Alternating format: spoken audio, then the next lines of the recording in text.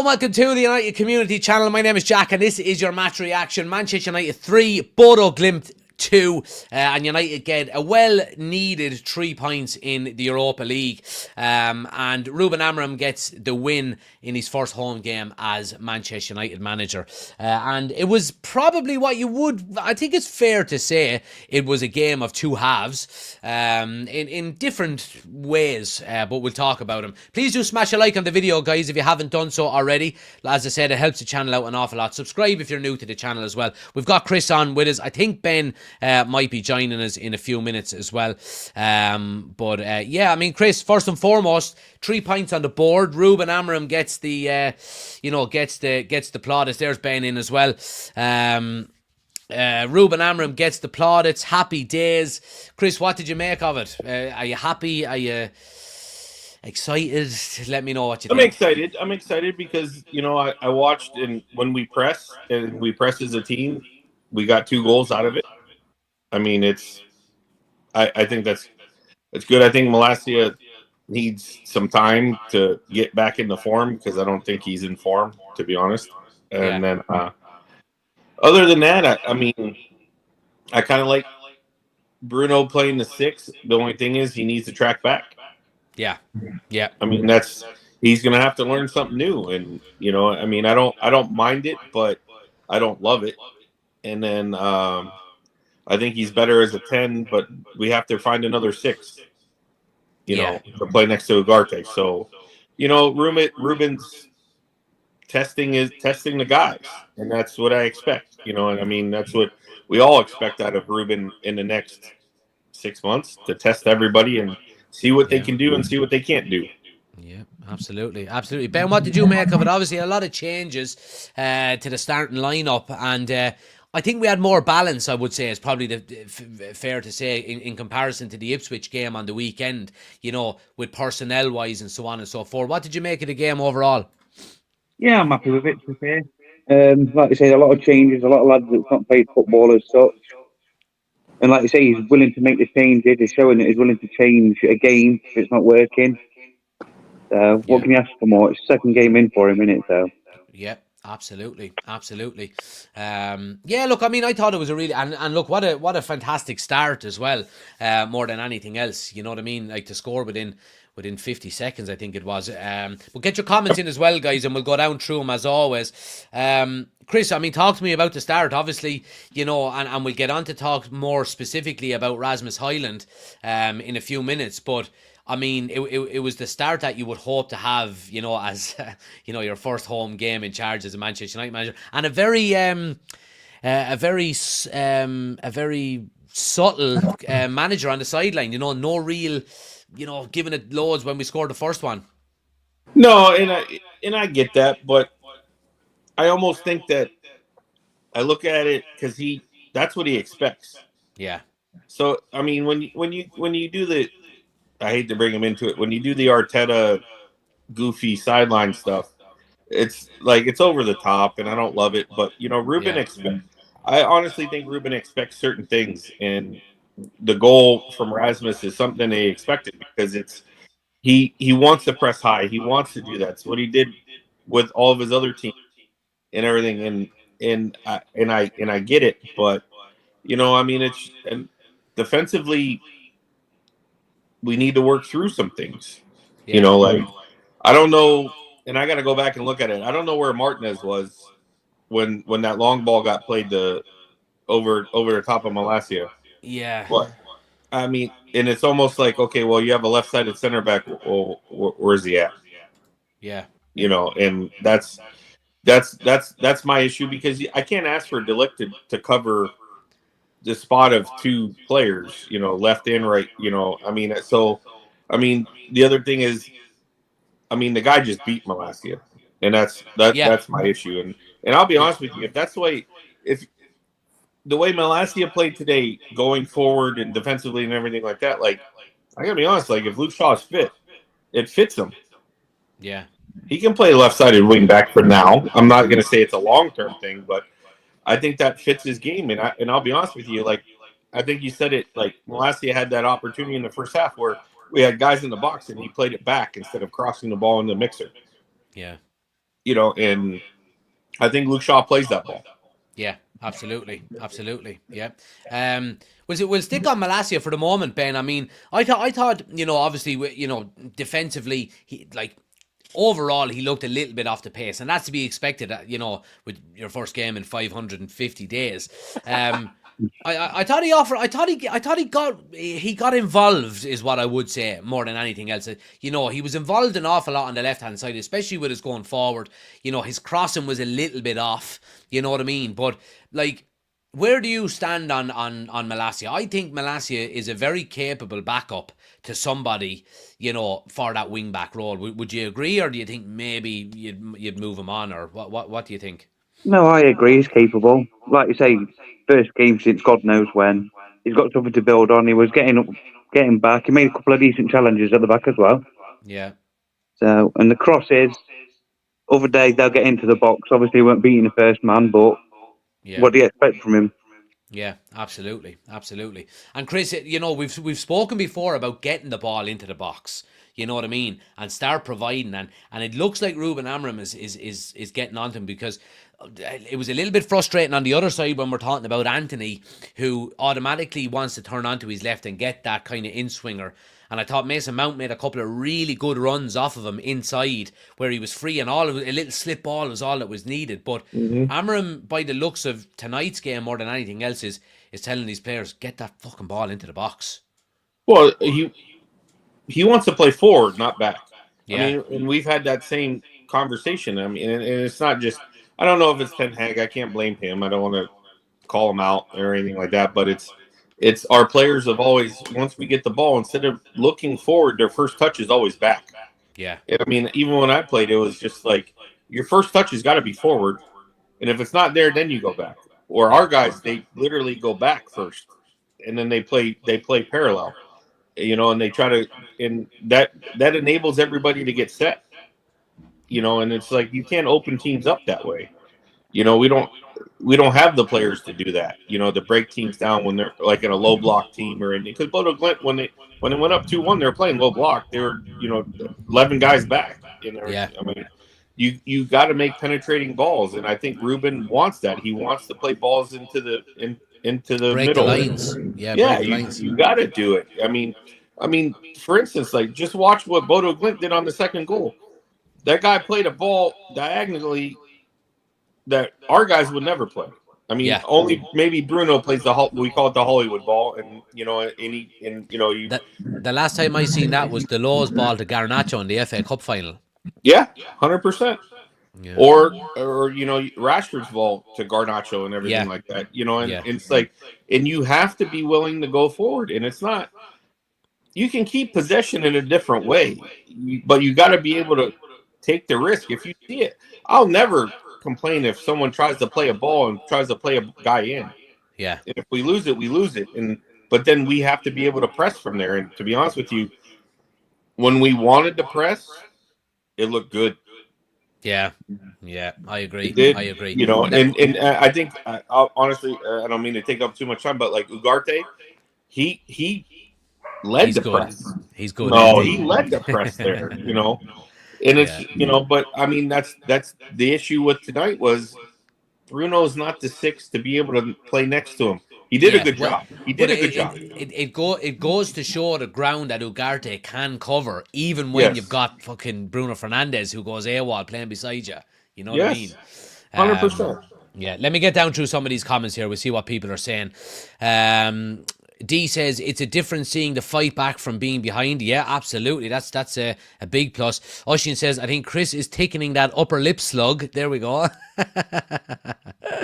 Passat is in there as well. D says Captain Chris is unjammered his hand from the Turkish chocolate starfish. Enough to China's. All right, okay.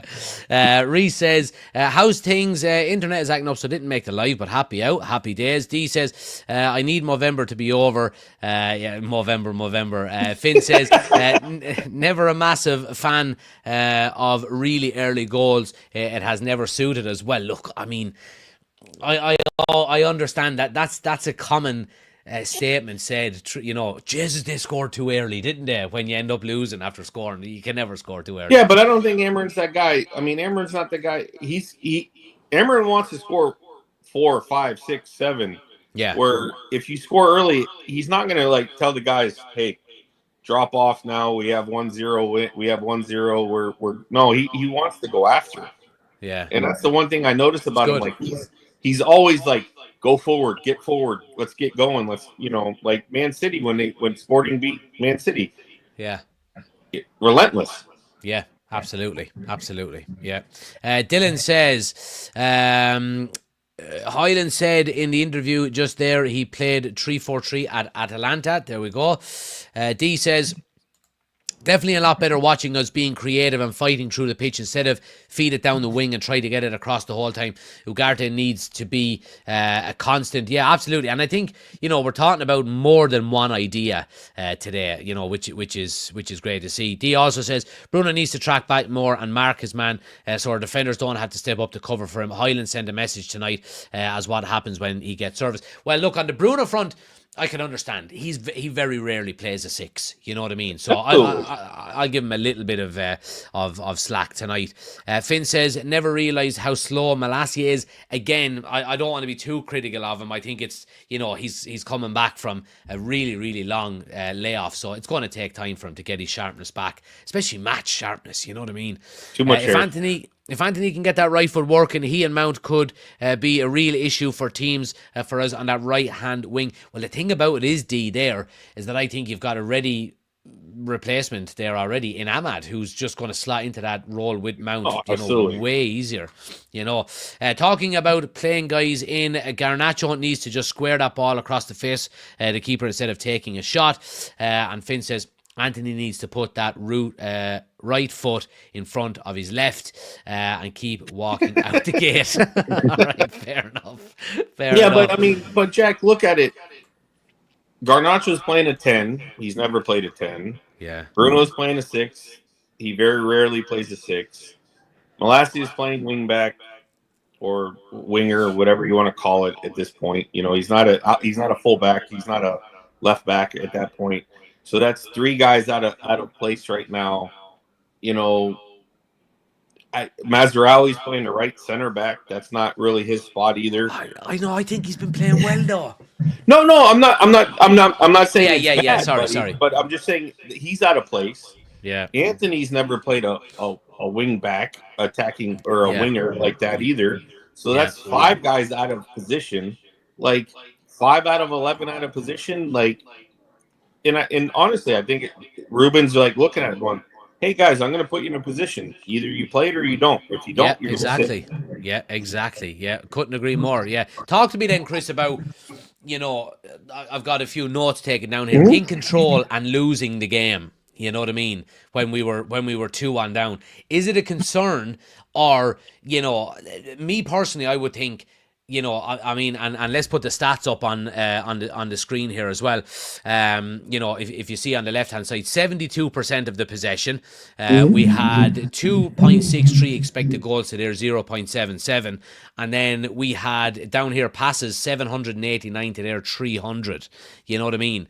We absolutely dominate. I think 9 times out of 10, they're not getting them 2 goals. I would say. The worldly, no, but the counterattack one, yes. Yeah. So I'd say 3-1 is a more realistic, But honestly, even when I say 3-1, we got 3 goals, but we didn't.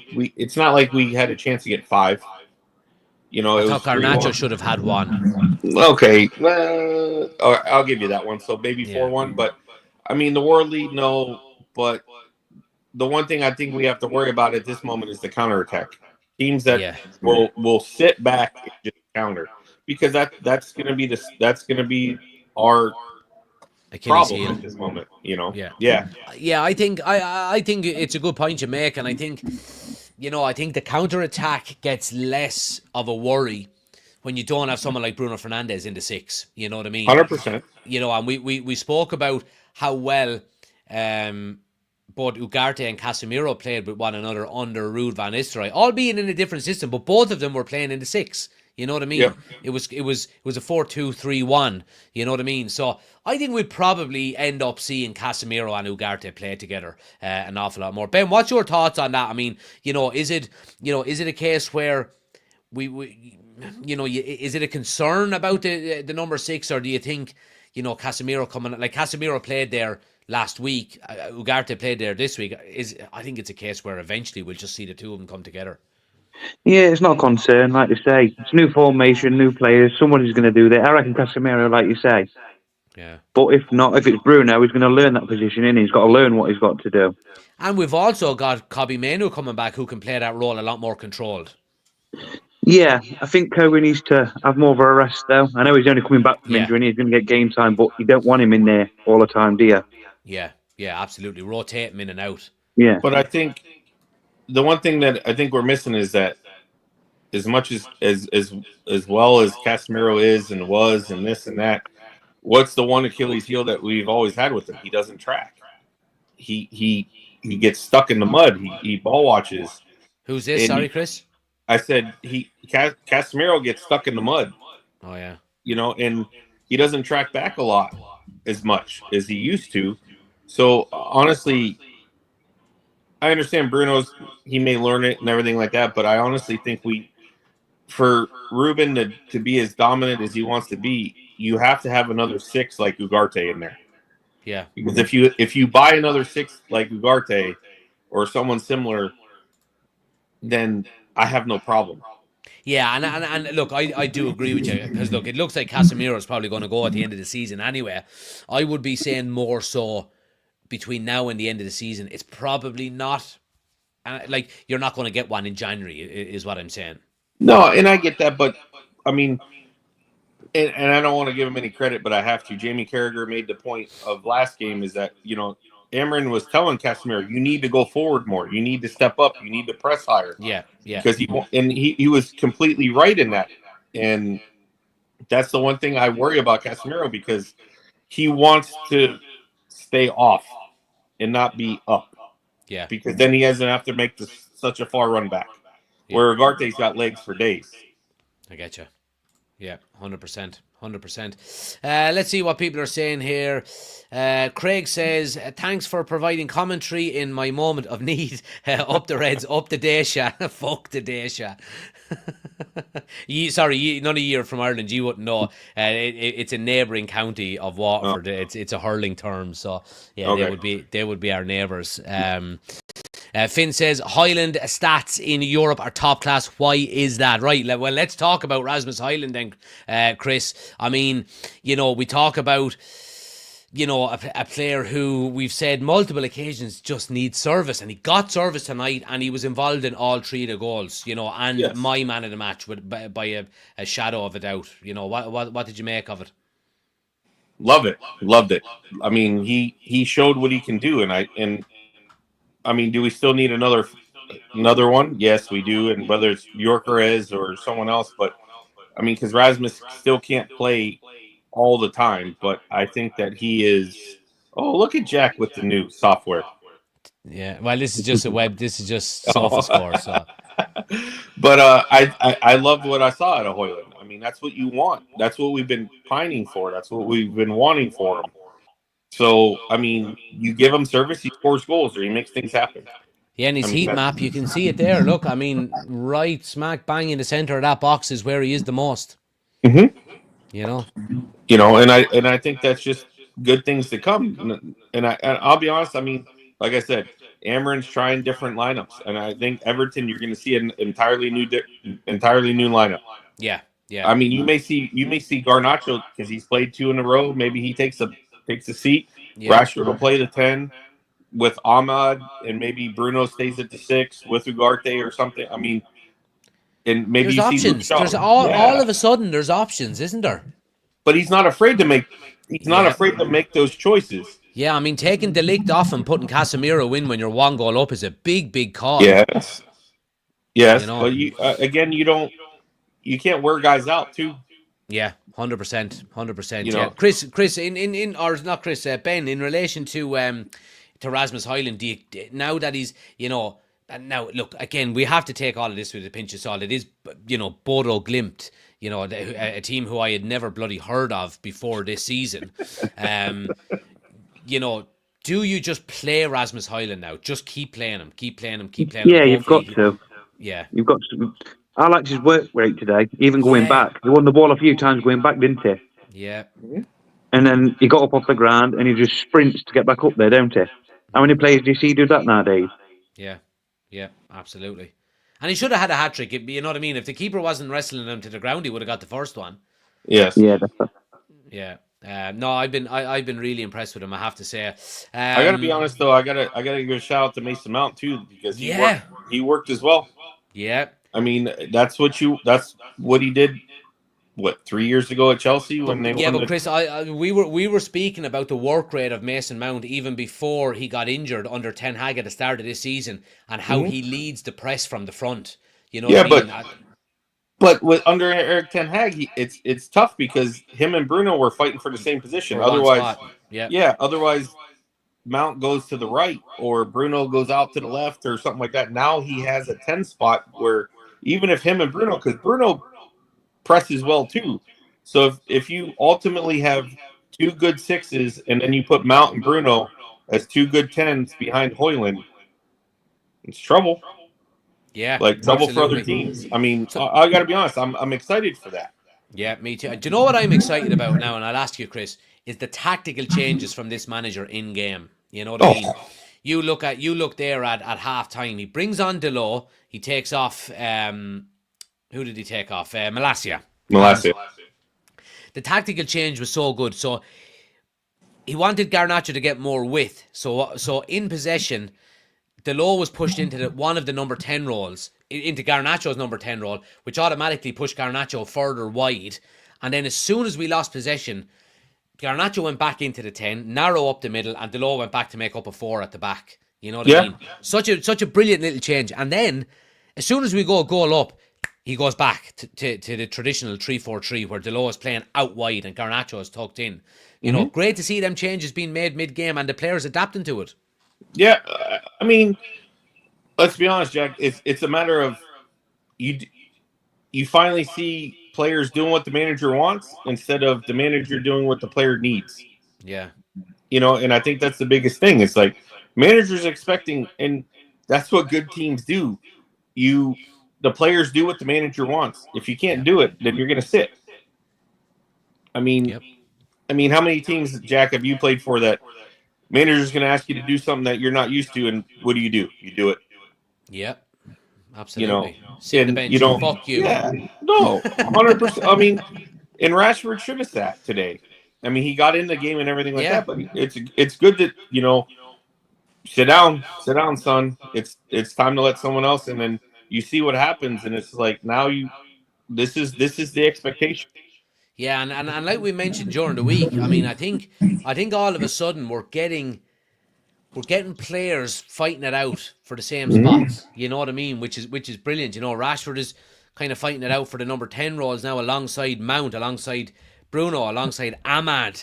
You know, alongside Garnacho. Then all of a sudden, you know, your number 6s. We're talking Kobbie Mainoo, we're talking Bruno, we're talking Ugarte, we're talking Christian Eriksen. You know, wing backs. I don't think anyone wants to be a wing back by the looks of things because everybody is playing there. You know what I mean? Bar the people we thought. And then, you know, your centre backs. You know, good to see Martinez getting minutes tonight. You know, getting some game time into his legs. Again, Luke Shaw coming on and doing a good job.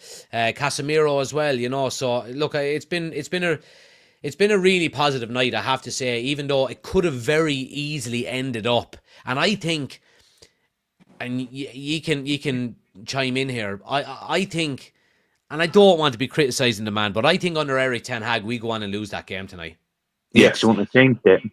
Yeah, because he wouldn't have changed it. You know what I mean? No. We're back, baby. We are back. We're fucking back. Come on, Ruben Amorim. Bring it on. 21 is coming, but, so it is. I mean, no, Jack, you're right. But then, I mean, you also got to look in the future and say, okay, well, 18-year-old Lenny Euro's hasn't even seen the field yet. Exactly. And then, so if Lenny Euro can play the right-sided center back, then maybe Mazraoui goes out to the left. and he can play the wing back position. Exactly. And so there's so many different options and so many different things that tactically he can do to make changes. Yeah, and you imagine an opposition manager trying to figure that out before the start of a game. It's fantastic. Yeah, 100%.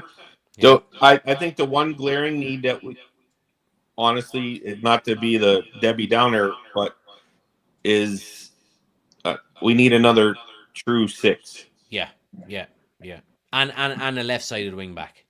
I mean, we haven't seen Manu yet, so maybe Manu can help with that. But at the same time, he's 19, so we still need someone there, and everything like that. So I agree. Happy days. Right, guys, I think we'll leave it there.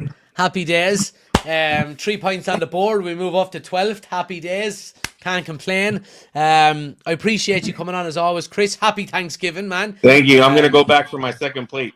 Excellent. And drink as much Guinness as you possibly can as well. Guinness, red wine. We have a little Paso Robles, Oh, lovely. Yes. I'm going to bed.